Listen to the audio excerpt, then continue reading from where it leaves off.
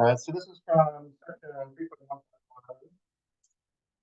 with our assignment. Here, you said you wanted to do a couple.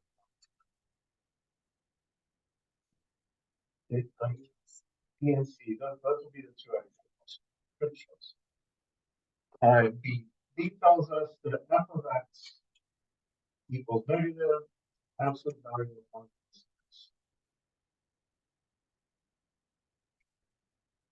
When you're doing your assignment, you should be writing down the problems like this. Some of us are doing that, some of them aren't. And then the instructions tell us to find f of negative 3. We're going to find f of negative 3. The way we do that is we're going to take this negative 3 and we're going to put it in place of all of the x's up here. So I'm going to rewrite this expression. 1 minus x. I left my x out though. In place of that x, I'm going to put it. And I just need to come up with an answer for that.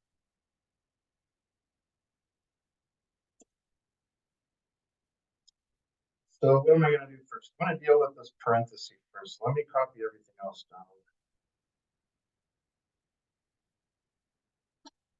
What happens when we have minus and negative?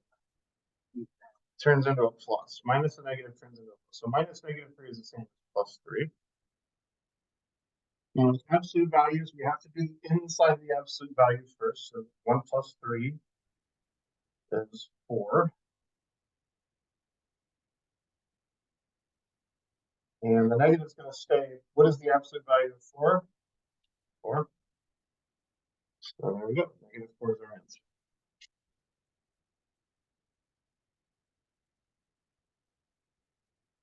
Part C. F of x is the cube root of 9x and 22 outside of the cube root. And we'll just find 3, just do the last one. So just like before, I'm going to rewrite equation. I'll leave the x out.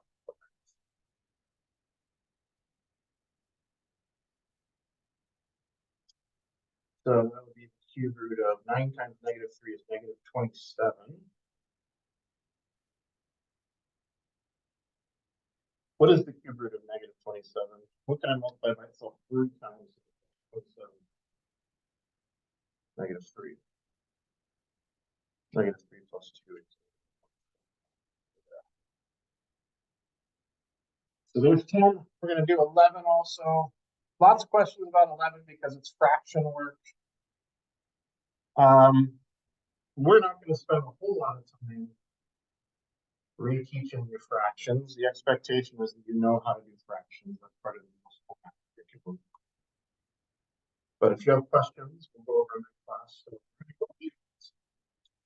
negative 1/2 plus negative 1/5. I'm just going to write that as a minus 1/5 because plus 1 is negative the same. And I'm going to leave some space in between here because we can't add or subtract fractions unless we have a common denominator. We don't. The bottom of my fractions are not the same. So here's the rule of math, okay? There is a very special number in math that whenever you multiply anything by this number, that thing does not change. What is the number that you can multiply anything by and it doesn't change? 1, right? If I multiply something by 1, it stays the same, agree? So here's what I'm going to do. I'm going to multiply both of these fractions. But I'm going to multiply it by a very fancy version of 1. You guys know what I mean by fancy 1? 1 over 1 is a fancy version of 1. What are some other fancy versions of 1? What's 15 over 15 equal to? Right? 1.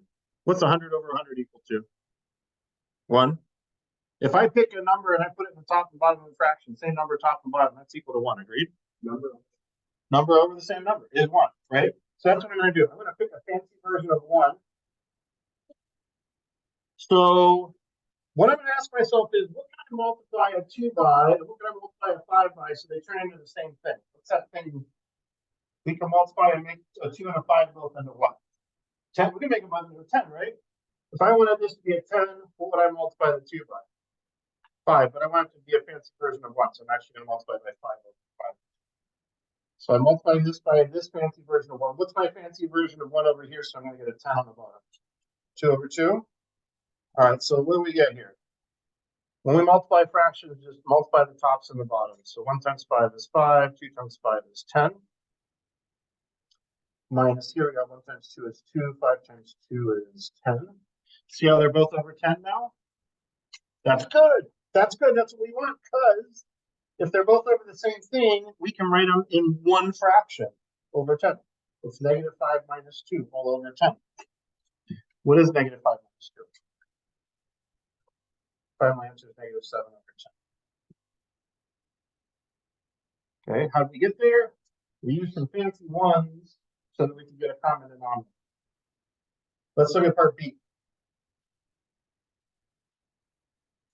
Part B wants us to do negative 2/3, leave a little space after it, minus 2. Yeah, I really wish that these were both fractions, not to make this two a fraction. 1, 3.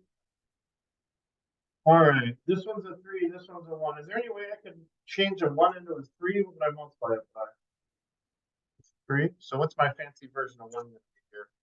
I think we only need to go to the 1 fraction. 3 over 3.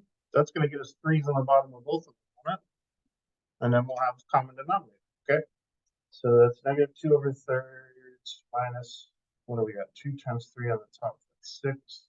1 times 3 on the bottom, it's 3. And now we can put them all together over 2. It's negative 2 minus 6. Final answer is 3.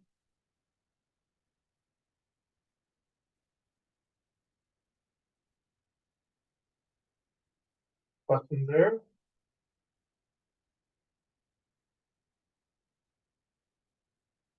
For C, we're going to have to do a little bit of side work. Let me write down the problem. It says negative 1 and 2/3 times negative 2. So here's what I'm going to do off to the side. I'm going to rewrite. I'm just going to focus on the 1 and 2/3. That's 1 plus 2/3. I want to turn this into a single fraction. Well, 1 can just become 1 over 1, but I don't have a common denominator. Can you get a common denominator there? Yeah. What's our what fancy 1 would I multiply this by? If I wanted these to match, what do I need to multiply this one by? 3 over 3. That's going to get me 3 on the bottom here, 3 on the bottom here. We'll get a common denominator. Yeah, that's it.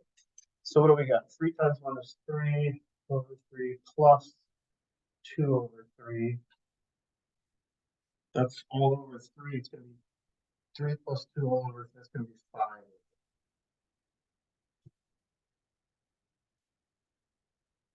All right, so all we did right now was make this into 5 over 3. We haven't finished the problem yet. Let me just replace that. Negative 5 over 3 times negative 2. And I'm going to write that 2 as a fraction. I got a negative times negative. My answer is going to be positive. 5 times 2 is 10 on the top. 3 times 1 is 3 on the bottom. So 10 over 3. There. So if you have any questions, or is this kind of coming back, guys? Somewhat familiar? That's one part D. Oh, these are my favorite. Dividing fractions. Negative 2 divided by 2/3. We're going to change that negative 2 into a fraction. Negative 2 over 1. You guys remember keep flip change? Did you ever hear that before? Keep flip change? Keep the first fraction. Oh no, keep change flip, isn't it? Keep change flip, yeah. Keep change flip. Keep the first fraction. Change the divide into multiply, flip the second fraction. Keep change flip. And then just multiply. The answer is going to be negative. This is a negative times positive. 2 times 3 is 6. 1 times 2 is 2. 6 divided by 2 is. Okay. We gotta move on, folks. If you've got additional questions for the assignment, we'll have some time here in a minute. We're gonna do some work with